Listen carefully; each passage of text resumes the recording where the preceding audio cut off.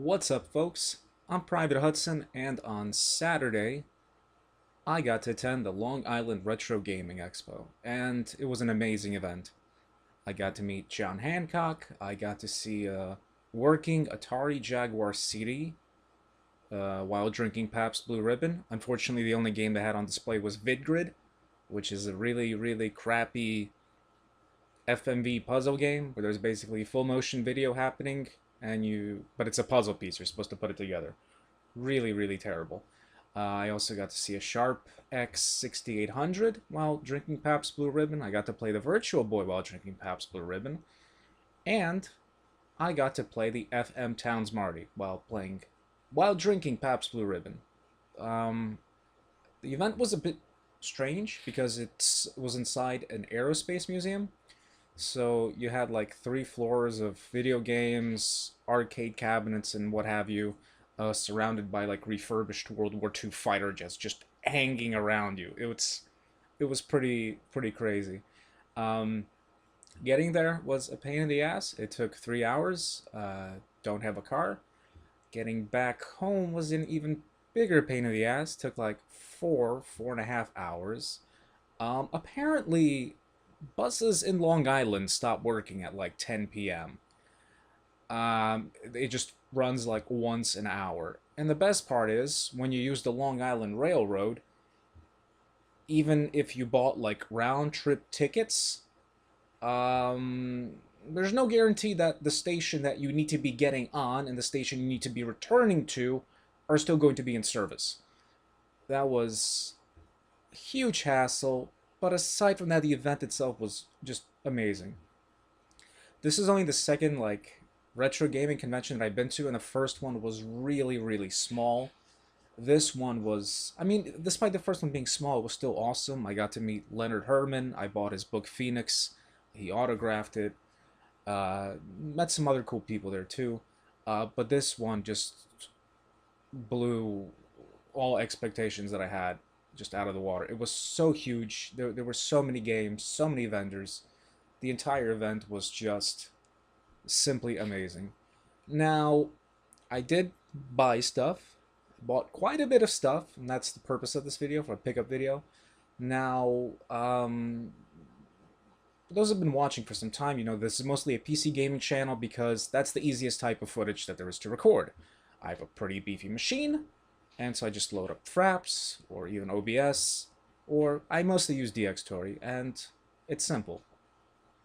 Getting console footage is harder, but I now have equipment to do so, and so I'm going to be covering consoles as well, because I'm not just a PC gamer, I have a huge, well, not huge, but I mean, to most people it's considered huge, like video game collection. I have about 38 different systems, everything from the Magnavox Odyssey 2 to the Xbox One, which I recently got. Don't really play it. It was cheap. Not really much into this gen, but more into older stuff. And when I collect, I don't really go for what most people go for. You know, every time people talk about retro games, they talk about like the Nintendo and the Super Nintendo, and I'm not really a Nintendo guy. I did have a Game Boy and a Super Nintendo when I was growing up, but as I got older, I mostly got into PC games and eventually got a PS2, which I had from like junior high to high school. And then I think it was in my junior year of high school where I started getting into older stuff. I bought a Dreamcast because I didn't realize that they were like pretty cheap on eBay, and Dreamcast doesn't really have any copy protection. So for a poor high school student, it's pretty simple. You buy the system, then you just buy some CDRs. Ended up getting a Saturn as well because you can do a swap trick on it. Pretty simple. Not for the best health of the laser. You know, might damage the system long term, but I don't know. I've had the Saturn for like over 10 years now and it still works fine. So I mostly collect for like Sega type of stuff and other systems, not so big on Nintendo. So with that out of the way, let me show you the stuff that I got, and I'll start with the stuff that's, I guess, would be like more common or like more boring, what normal people go for, and then we'll end it on the more interesting and exciting stuff. So, as I was just saying that I don't really collect Nintendo stuff, I did get a copy of Turok 2 for the N64. Seeds of Evil, $5. Why not? They had the first Turok for 20, also loose. That's way too much. I also picked up Lode Runner for the NES. It's a pretty good arcade conversion. It was also $5. I like Lode Runner, and I don't know. They had like an Intellivision copy, but that was like too much. So I'm like, screw it. I'll just get the NES one. And as I came into the event, I was a little bit concerned because the first vendor, um, they had a 3DO copy of Night Trap. They were charging $100 for it. They also had a Vectrex with 4 games for $300. So I was afraid. I'm like, oh my god, did I just waste 3 hours and like $40 on tickets? Come here with my girlfriend just to see like prices through the roof. But no, it was just pretty much just that one vendor. Everything else was pretty reasonably priced. As you can see, these games are $5. Picked up Tenchu 2. I'll play the first one. I have one on like the PS2 or Xbox. This was $10. Figured why not. Another PS1 game I picked up was Army Men Sarge's Heroes. It was $5. This did come out on Dreamcast, and I'd rather much have I'd prefer a Dreamcast copy as opposed to this one, but I didn't see any Dreamcast versions of this. But whatever. Another Army Men game. I used to like Army Men as I was a kid, but even when I was a kid, I already knew that these aren't really great games. I think I played Army Men 2 on PC. And, I mean, I don't know. If I ever do decide to play this game, we'll see how it, if it stood the test of time. Then, some more, not very interesting but boring crap. There was one seller there. They had like 6 boxes full of games. All these games were $2 each. Everything from Atari 2600 games to, mostly like shovelware for the Wii and stuff like that. But I did end up picking up 3 games. I got Call of Duty Ghosts, because it's $2. Why not? Not a Call of Duty fan.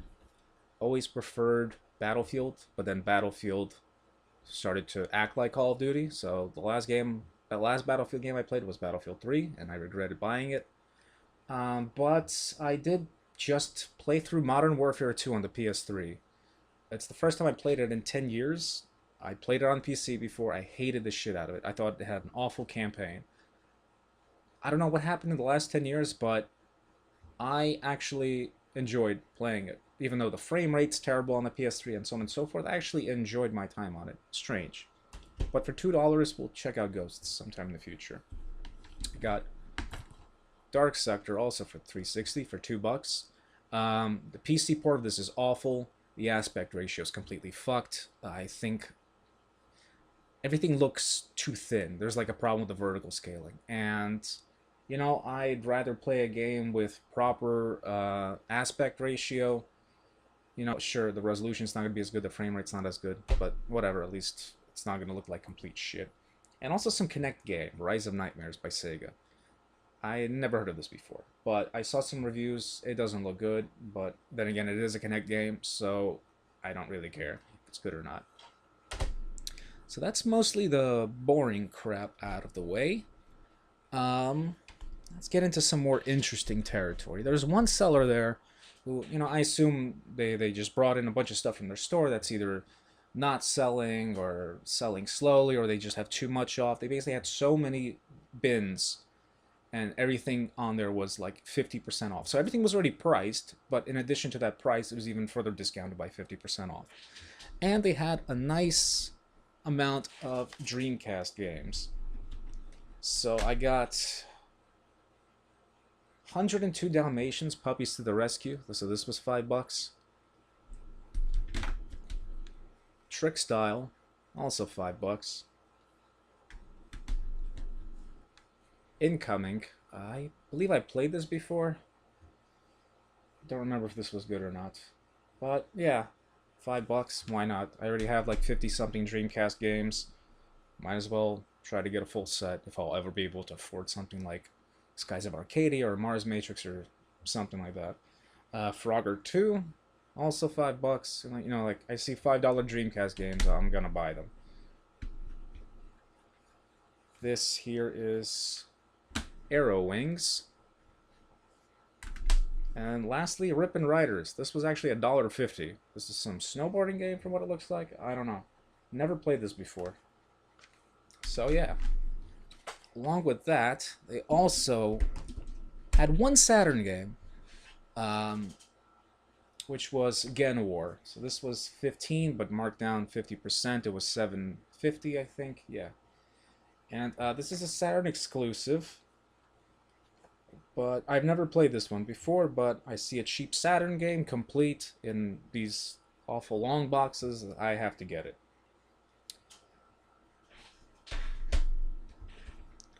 Aside from that, something else boring. Pitfall: The Might Adventure for the Genesis. This was also like $5. It even still has the poster in it, but poster is a bit... I mean, it's never been hung up, but just from being folded for its 20 years sitting in a box folded or something like that. Ugh. It's got starting to get some rips here and there. In the center mostly, but yeah, why not? I do like Pitfall. I do like this version. Prefer the Sega CD one because of the soundtrack, but didn't see a copy, so got the Genesis one. It's a good game too. So then, getting into more interesting territory here. Some TurboGrafx games. I never thought in my life I'd see like stuff like this for sale ever. So I picked up China Warrior. This is a pretty awful game. It's a very popular TurboGrafx game, but it's got a nice generic name and it's a nice generic game. It's not good. I was contemplating getting this on eBay complete for $30, but I'm not going to be spending $30 on a bad game. But $10 for just a loose hue card, sure, why not? My TurboGrafx collection is very small, so anything to make it larger that's affordable, why not? Got Victory Run for 15. It's complete, it's in pretty good condition. And I got Dungeon Explorer. I've never heard of this game. It's not in the best of shape. The manual, as you can see, is water damaged and stuff like that, but it's a lot cheaper than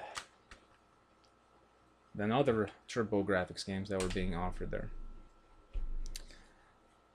And then, now we're getting down to the really, really interesting stuff. So I was walking by, I mean, there were so many vendors. There was like at least 100 vendors. And came across a pile of Sega CD games. And saw Rise of the Dragon. I've always wanted to play this. I never got the chance yet, mostly because Cameron Clark voices the protagonist in this game. In case you don't know who Cameron Clark is, all I have to say is Liquid Snake. This is like a point-and-click adventure game. It's really cool. I've seen footage of it. I've seen reviews of it. I just haven't had the time yet to play it. So this was like $20, and the guy like whispers into my ear, like, "Oh, you know, if you get a couple more Sega CD games, I might be able to get you a better deal." Now these games were all like $20-something and stuff like that, or higher. I don't necessarily want to spend big money on these types of games, or on games in general. You know, when it comes to like collecting, I'm more of like a quantity over quality type of guy. I'd rather have more that's cheap than less that's objectively like better. But I don't know, I immediately see Flashback and I grab it. So this says $20 on here. And as soon as I grab it, the guy's like, "Oh, by the way, the manual, it's water damaged. I'll give this to you for $10. And I'm just like, whoa. I was trying to hold back so much excitement because, like I said, I never thought I'd see TurboGrafx games, Sega CD games, anything like this for sale. That my brain is just having this fucking sensory overload of like, oh my god, it's actually stuff that I want, stuff that I play, and this is being offered to me for even cheaper than what they've been wanting to sell it for. And then I see Dune. I played the PC version of this a long time ago. This is the Sega CD version, so I'm The PC version that I played did not have voice acting, but I never got a chance to beat this game. I always got stuck when you start doing the ecological thing. I don't know. I feel like I was a kid when I was playing this, so I don't really remember much. But I always remember that once I unlocked the ecology, it was really hard to fight the Harkonnen. And but yeah, this is the Sega CD version, so it should have voice acting, which ooh, full screen video clips from the David Lynch cult film lead you through the adventure. Yeah, live actors. That's awesome. So this was 35. He gave it to me for 20 because I was getting these other Sega CD games. So that was awesome. And to end things, it's the same vendor. They had a huge, enormous table. I mean, all this Sega CD Saturn stuff was just on the end of it, as if like nobody was interested in it. Maybe that's why he was like giving, yeah, sure, flashback, water damage manual. I'll just take it for $10. Somewhere in the middle, there was a small, really small cardboard box, and I was just looking through the stuff in it. And I'm like, wait a second, Phoenix 3, Alone in the Dark? These are jewel case 3DO games. And my brain just goes, holy fuck. And as I'm looking through them, the same guy just walks up to me. He's like, oh, by the way, I've got some long box 3DO games. And, and again, like, if you get a couple, I can get you a good price on them. And I'm just like, oh my god, long box 3DO games. This is a dream come true. So I did end up picking a couple.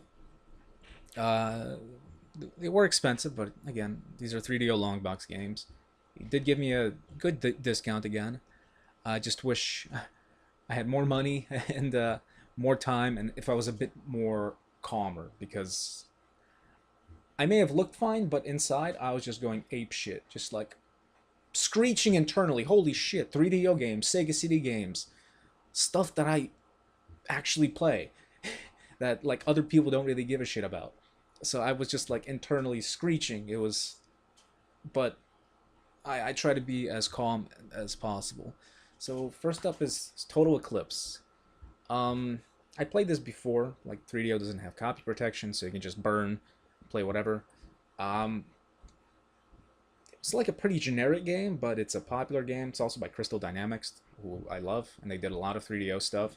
So this is nice to have. I'll definitely try it again. But I don't know. It just seemed like a pretty generic space shoot 'em up when I played it. But it's one of the cheaper games on the system, so definitely worth picking up. Also, I wasn't even thinking, but I got the 3DO version of Flashback as well. I know I just bought the Sega CD version, but I don't know. A lot of these long boxes were in pretty poor shape, and I was trying to pick out the best looking ones. You know, if I'm going to be spending big cash on like 3DO games, you know, it's important that at least they'd be, for them to be in good condition. Don't remember if I played this version before. I did play Flashback, probably on the Sega CD, maybe on the 3DO as well. I don't really remember, but Flashback is a really great game, and it's awesome seeing it in this long box form. Then we have something that, of all things, never thought I'd see, but it's in pretty shitty shape. The Samurai Showdown version, the 3DO port of Samurai Showdown, and it's actually a pretty decent port. I did play this before. The 3DO controller isn't the best for fighting games. I think I have like a 6-button variant somewhere, which makes it tolerable. But this and Super Street Fighter 2, really good ports on the 3DO. Really impressive. So I was really happy to get this, and apparently Crystal Dynamics were involved in this somehow. I assume they ported it, or at least published it. Interesting. And finally, something that I sunk dozens and dozens of hours into, but I never owned an actual copy of it. The original Road Rash for the 3DO. I mean, there are some Genesis versions, Road Rash 1, 2, and 3, but this is the 3DO Road Rash. This was later ported to the PlayStation as well as the Sega Saturn. I do own the Sega Saturn version, but I never played it. I only played the 3DO version. And as you can see, the box is in pretty shit shape. These are broken off. It's also missing, it's not complete, it's missing the manual, but I'm just happy to have this in a long box form, you know, with the game. Manual would be nice to have. I mean, the disc is in practically mint condition. The manual I can live without. Maybe in the future I'll pick up a better copy, you know, maybe find a box that's in better condition with the manual, but just to have this for now, that means a lot to me. So yeah, these are the games that I picked up. Um, oh, I'm sorry, I forgot. I ended up getting one jewel case 3DO game, Alone in the Dark. Um, I assume, I'm not really sure how these jewel case games were sold, but I assume that this was just taken out from a long box and whoever previously owned it threw the long box out. I do know that near the end of the 3DO's lifespan, they stopped doing these ridiculous, huge long boxes. But I'm pretty sure that this was just pulled from a long box because there's no barcode or anything. So if you were selling this in a store, you know, this wouldn't really have anything to scan. So that's my assumption because, like, you know, these Sega CD games, they have a barcode on the back. And so do everything else with a jewel case or even like Genesis cardboard boxes or clamshells. So yeah, these are the games that I picked up. I wish I had more money and that I spent a little more time looking through some stuff. Because as soon as I bought these 3DO games, I completely forgot about that small box with the jewel case games. Because I did see a copy of Doom, and the 3DO version is awful. But if it's cheap and it's in a jewel case, you know, for the 3DO, I would get it. But I don't know. Too much sensory overload, too much external stimulus. I wasn't able to think clearly, but I'm happy with everything I got. Everything was at a good price. I had a great time. Um, it was really just an incredible experience, and despite the commute being awful there and back, it was definitely worth it. And yeah, next month there's supposed to be another one of these retro game conventions. This one's supposed to be in New Jersey, and the area it's in is a lot closer to me than Long Island. So, you know, since it's in like the same similar area, you know, the tri-state area or whatever, New York, New Jersey area, maybe some of these vendors will be back. Maybe the same guy will give me more discounts on Sega CD and 3DO games, or maybe there'll be different vendors. I mean, I'm sure there will be, but yeah, this was awesome. I'd love to, I would, I am, well, I do plan on going to the New Jersey one. I'm pretty sure it's going to be awesome as well. There's going to be a lot more guests that I'm familiar with there. Adam Korlick is going to be there. Um, John Hancock's going to be there again. Radical Reggie, John Riggs. It's should be a pretty awesome event. Now, if you'll excuse me, I need to figure out where to put these games. So, as always, thanks for watching. Take care, folks.